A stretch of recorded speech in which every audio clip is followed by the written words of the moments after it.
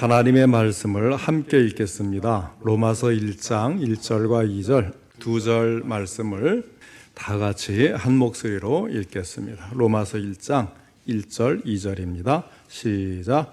예수 그리스도의 종 바울은 사도로 부르심을 받아 하나님의 복음을 위하여 택정함을 입었으니 이 복음은 하나님이 선지자들을 통하여 그의 아들에 관하여 성경에 미리 약속하신 것이라. 오늘 오후 예배는 부르심을 받은 감격이라는 제목으로 함께 말씀을 듣겠습니다. 먼저 하나님께 기도드립니다. 하나님 아버지, 오후 예배를 통해서도 영광을 받으시고 저희들에게 귀한 말씀 주시니 감사를 드립니다. 이 말씀을 통해서 우리에게 말씀하시고자 하는 그 음성을 들을 수 있도록 전할 때도 들을 때도 성령님이 함께 하시고 도와주옵소서. 말씀이 깨닫는 은혜가 있게 하시고 깨달은 것은 실천할 수 있는 믿음도 갖게 하여 주옵소서. 예수님의 이름으로 기도하옵나이다. 아멘. 로마서는 역사적으로 이 로마서를 통해 은혜 받은 사람들이 상당히 많은 그런 성경입니다. 그 중에서도 대표적인 역사적 인물 몇 사람을 들 수가 있는데, 먼저 세계 교회를 위해서 크게 이제 기여를 했던 성 어거스틴, 아우구스티누스라고도 하죠. 이분을 들 수가 있습니다. 주후 386년 가을 어느 날 이탈리아의 밀라노에서 교회사적으로 아주 유명한 사건이 하나 발생을 합니다. 한 사람이 친구의 집을 방문했는데 친구와 대화를 나누다가 조용히 의자에 혼자 앉아서 깊은 상념에 빠져들기 시작을 했습니다. 내가 이렇게 살아서는 안 되는데 내가 왜 이럴까? 자신의 방탕한 삶을 되돌아보면서 깊은 고뇌에 젖어들기 시작합니다. 그런데 바로 그 순간에 어떤 어린아이 하나가 지나가면서 부르는 노랫소리가 우연히 그의 귀에 들려왔습니다. 그 노래의 가사 가운데 그의 귓가에 강하게 울리는 가사가 한 구절 있었는데, 라틴 말로 톨레레게 하는 그런 가사였습니다. 우리말로 하면 책을 펴서 읽어라, 책을 펴서 읽어라, 그런 뜻인데, 이 가사가 귀에 들리면서 이 어거스틴은 신비로운 어떤 힘에 이끌려서 자기도 모르는 사이에 옆에 있던 책을 한 권 집어들었습니다. 그 책은 로마서를 베낀 사본이었습니다. 책을 펼쳤는데 눈에 확 들어오는 말씀이 있었습니다. 그것이 바로 로마서 13장 13절로 14절의 말씀입니다. 이런 말씀입니다. 낮에와 같이 단정히 행하고 방탕하거나 술 취하지 말며 음란하거나 호색하지 말며 다투거나 시기하지 말고 오직 주 예수 그리스도로 옷 입고 정욕을 위하여 육신의 일을 도모하지 말라. 이 말씀을 읽는 순간에 그의 가슴이 뜨거워지기 시작했습니다. 눈에서는 하염없이 눈물이 흘러내렸습니다. 성령께서 강하게 감동을 주신 것입니다. 그래서 그는 지금까지의 모든 방탕한 삶을 모두 다 청산하고 예수 그리스도를 자기의 구세주로 영접을 했습니다. 그 뒤에는 예수 그리스도의 위대한 사람이 되었습니다. 하나님께서 그의 삶을 통해서 놀라운 영광을 나타내 주신 것입니다. 이 사람이 바로 우리가 잘 아는 성 어거스틴입니다. 어거스틴은 로마서에 있는 말씀을 통해서 그의 삶이 180도로 완전히 바뀌는 놀라운 역사를 체험하게 된 것입니다. 그로부터 약 1000년이 흘렀습니다. 어거스틴파의 한 수도사가 있었는데 그는 독일의 비텐베르크 대학에서 성경을 가르치는 사람이었습니다. 그가 주로 가르친 과목은 바로 로마서였습니다. 한 번은 그가 교황청에 볼 일이 있어서 로마로 건너갔습니다. 그 당시 사람들은 로마에 가면 모두가 빌라도의 계단이라고 하는 높은 계단을 무릎을 꿇고 올라가는 관례가 있었습니다. 그렇게 함으로써 나중에 자기가 죽어서 연옥에 가게 되어도 그때에 당할 고통을 미리 맛본다는 것입니다. 이 사람도 그 관례대로 무릎을 꿇고 기어서 힘들게 그 계단을 올라갔습니다.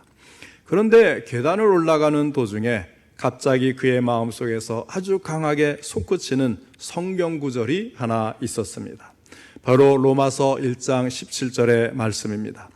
복음에는 하나님의 의가 나타나서 믿음으로 믿음에 이르게 하나니 기록된 바 오직 의인은 믿음으로 말미암아 살리라 함과 같으니라. 오직 의인은 믿음으로 말미암아 살리라. 이 말씀이 하나님의 음성으로 그에게 들린 것입니다. 그는 그 자리에서 벌떡 일어났습니다. 자기가 지금 무릎을 꿇고 또 이 빌라도의 계단이라는 계단을 올라가는 이런 행위가 아무런 의미도 없고 부질없는 짓이라는 사실을 분명하게 깨달았던 것입니다. 그는 그 길로 독일에 다시 돌아왔습니다. 그리고는 종교개혁의 기치를 높이 들었습니다. 이 사람이 바로 우리가 잘 알고 있는 마틴 루터라는 사람입니다. 하나님은 마틴 루터로 하여금 로마서를 통해서 중세의 암흑시대에서 기독교를 건져내게 하신 것입니다. 그 뒤에도 수많은 사람들이 로마서에 의해서 깊은 감화를 받았습니다. 칼빈도 감화를 받았습니다. 요한 웨슬레도 감화를 받았습니다. 세계 제2차 세계대전 후에 독일 교회가 깊은 침체의 수렁에 빠졌을 때 독일 교회에 새롭고 강한 바람을 불러일으켰던 것도 바로 이 로마서였습니다. 감리교의 창시자인 요한 웨슬레의 회심 이야기입니다. 어느 수요일 저녁에 그는 런던의 올더즈 게이트라고 하는 거리를 지나가다가 한 조그만 교회에 들르게 됩니다. 웨슬레는 그곳에서 몇 사람이 모여서 로마서의 서문을 공부하고 있는 것을 보게 되었습니다. 그 로마서 서문을 읽는 것을 들으면서 그는 마음이 뜨거워졌습니다. 온 세계를 위하여 오신 주님이 이제는 나 자신을 위해 오신 주님이시라는 것을 깨닫게 된 것입니다. 결국은 뜨거워진 그 열정으로 감리교가 시작이 되었습니다. 이 또한 로마서가 주는 영적 감화에 의해서 이루어진 것이라고 할 수가 있습니다. 어느 시대나 로마서가 발견되고 해석되고 로마서에 있는 말씀이 선포될 때마다 그 시대에는 놀라운 하나님의 역사가 일어났습니다. 로마서를 통해서 특별히 은혜 받은 사람들이 얼마나 많은지 모릅니다. 그 이유는 사도 바울 자신이 복음을 대하고 구원받은 감격과 그 뜨거움이 그대로 신앙 고백과 같이 녹아들어서 기록한 성경 말씀이 바로 이 로마서이기 때문입니다. 우리들도 앞으로 이 로마서를 읽어가면서 이 말씀을 통하여 사도 바울의 마음속에 자리 잡고 있었던 그 뜨거움, 그 감격을 꼭 맛볼 수 있기를 바랍니다. 오늘은 먼저 본문의 말씀을 통해서 사도 바울이 자기 소개를 하면서 얼마나 그의 마음의 뜨거움을 표현하고 있는지 함께 살펴보겠습니다. 로마에 있는 성도들에게 보내는 편지인 이 로마서를 쓸 즈음에 사도 바울은 아직 로마 교회에 가본 적이 없는 상태였습니다. 로마에 있는 성도들을 한 번도 만난 적이 없었습니다. 그래서 로마에 있는 성도들에게 복음을 전할 때 먼저 자기 자신을 자세하게 소개할 필요를 느꼈습니다. 사도 바울이 자기에 대하여 로마 교인들에게 소개를 하는데 1장 1절을 보면 세 가지로 소개를 합니다. 첫째로는 예수 그리스도의 종 바울은 하였습니다. 둘째로는 사도로 부르심을 받아 그랬습니다.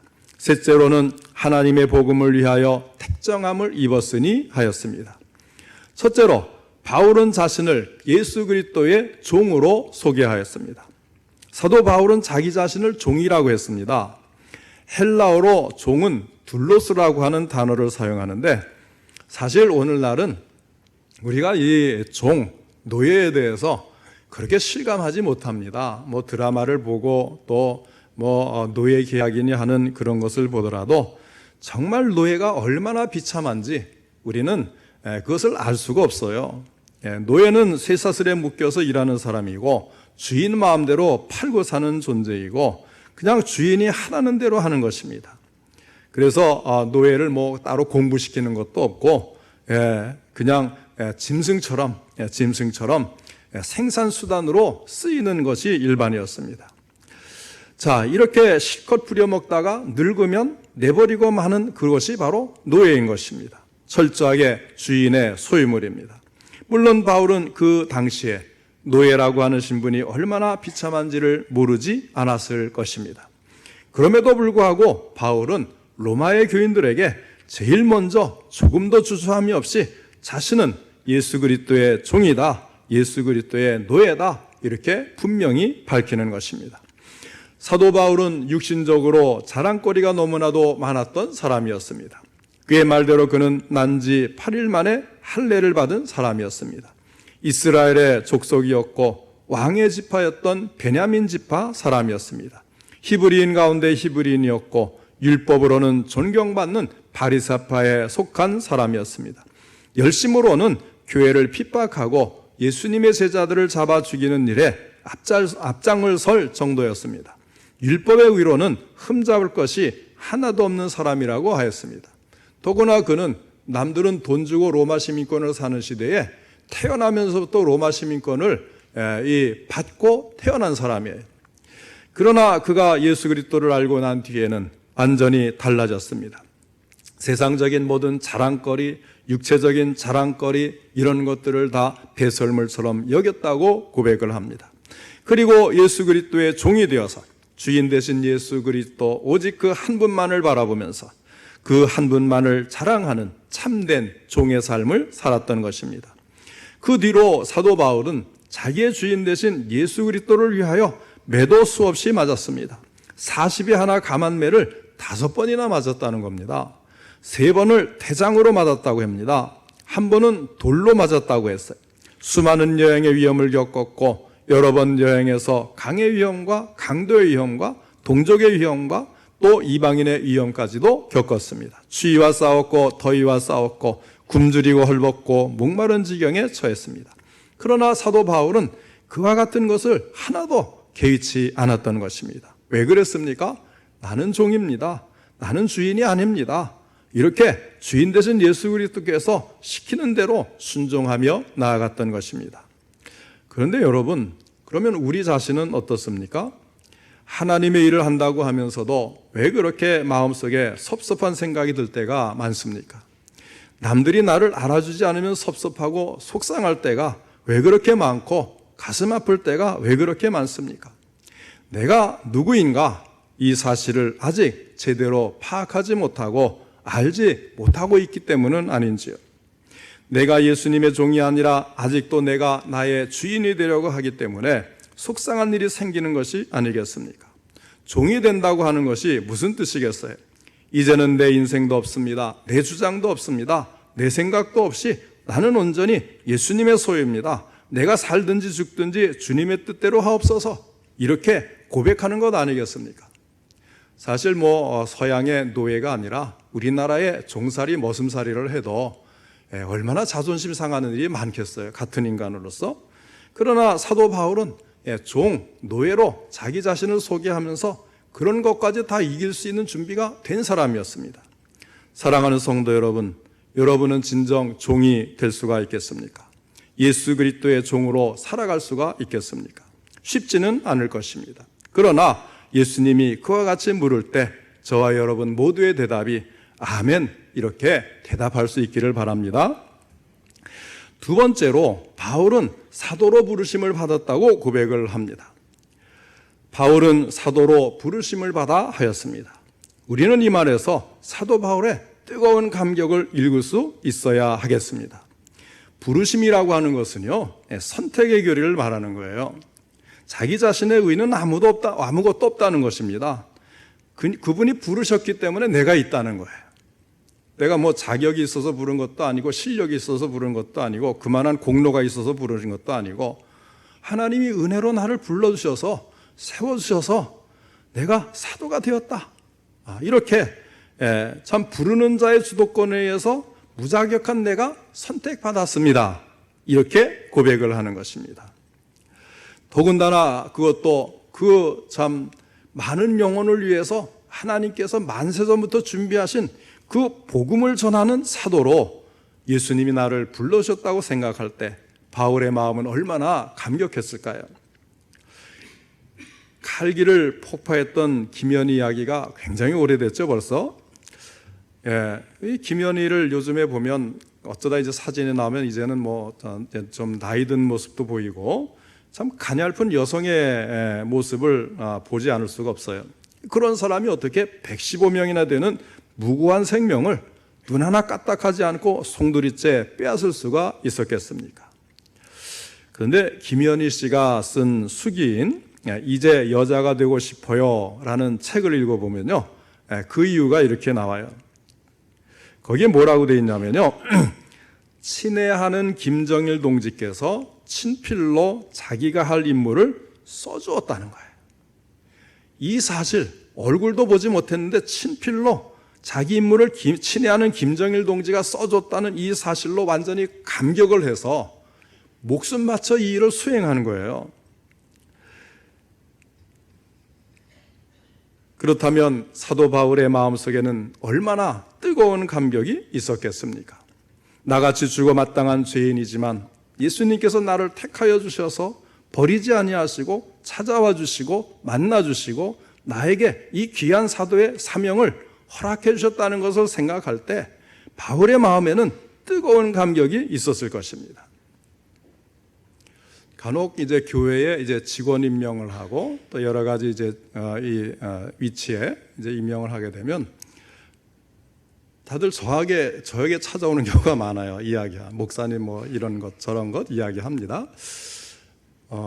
무엇에 문제가 있을까요? 제가 세우는 걸로 한다는 겁니다. 여러분, 교회 직분은 제가 세우는 게 아니에요. 제 마음대로 뭐 이렇게 저렇게 위치에 세워서 막 임명하고 이러는 거 주님 조금도 아니라는 걸 아셔야 돼요. 물론 당회를 통해서 의논해서 하게 하시지만 결국 누가 하시는 거냐면요, 우리 예수님께서, 교회 머리가 되시는 예수님께서 우리의 의논을 통해서 각 직분을 맡겨주시는 거예요. 여러분의 직분은 뭐 목사가 마음대로 세우지 결코 아니고요, 주님께서 여러분을 직분 맡겨주시고 세워주셨다는 이 사실 평생 잊지 마시길 바랍니다. 끝까지 주님이 나를 세우셨다, 나를 충성되게 여기셔서 나를 세워주셨다, 이렇게 알아야 돼요. 바울은 처음부터 예수를 믿었던 사람이 아니었어요.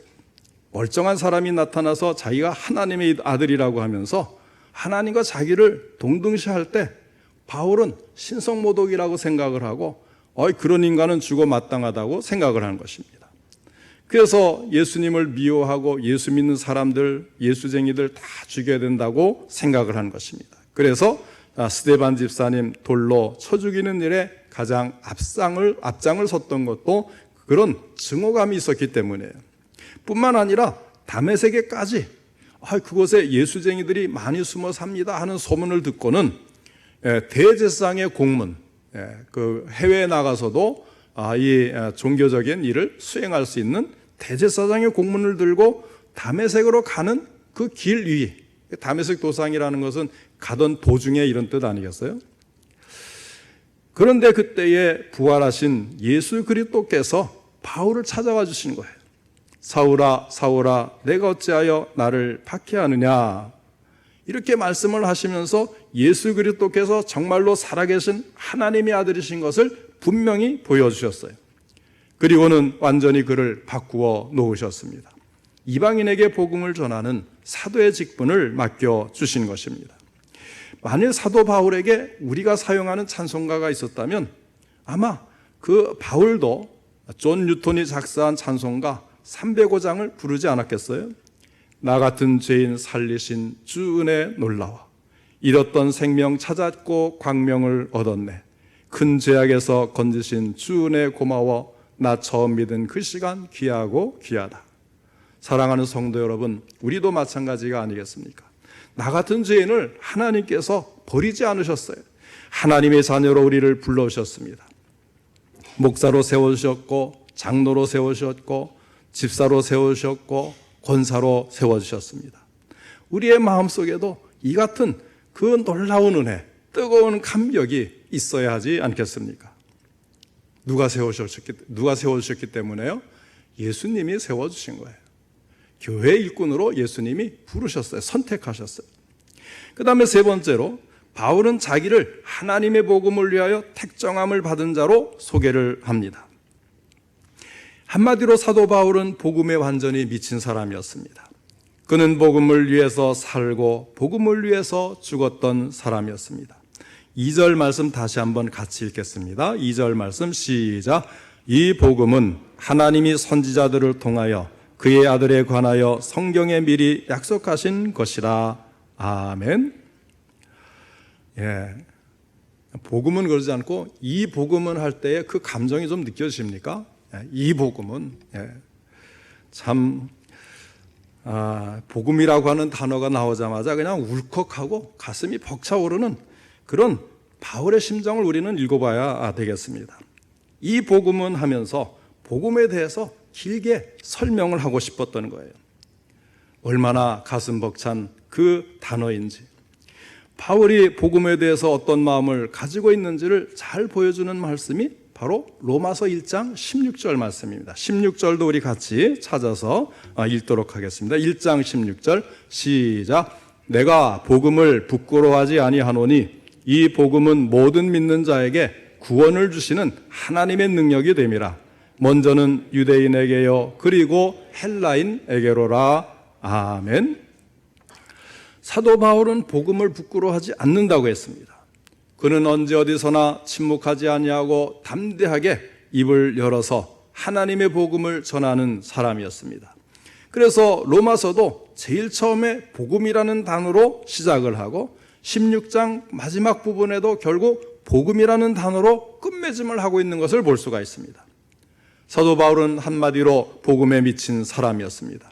사랑하는 성도 여러분, 우리가 오늘부터 계속해서 다시 한번 로마서를 자세히 읽어가면서 바울이 그랬던 것처럼 로마서를 통해 먼저 구원의 감격을 회복하게 되기를 원합니다. 그리고 예수님에 대한 뜨거운 첫사랑을 이 로마서를 통해서 다시 회복하는 놀라운 역사가 있게 되시기를 바랍니다. 로마서 1장 6절을 보면 너희도 그들 중에서 예수 그리스도의 것으로 부르심을 받은 자니라 하였습니다. 바울만 그런 것이 아니라 여기에 있는 우리 모두도 역시 예수 그리스도의 것으로 부르심을 입은 사람들입니다. 우리 모두는 예수 그리스도를 주인 삼고 살아가야 할 예수 그리스도의 종인 것입니다. 내가 나의 주인이 아니라는 거예요. 하나님께서 우리를 하나님의 자녀로 불러주셨습니다. 목사로 불러주시고 권사로 불러주시고 장로로 불러주시고 집사로 성도로 불러주셨습니다. 또 동시에 하나님께서 친히 우리에게 복음 전파의 귀한 사명을 주신 것입니다. 이 뜨거운 감격이 다시 회복되는 놀라운 역사가 저와 여러분 모두에게 있게 되기를 주님의 이름으로 축원합니다.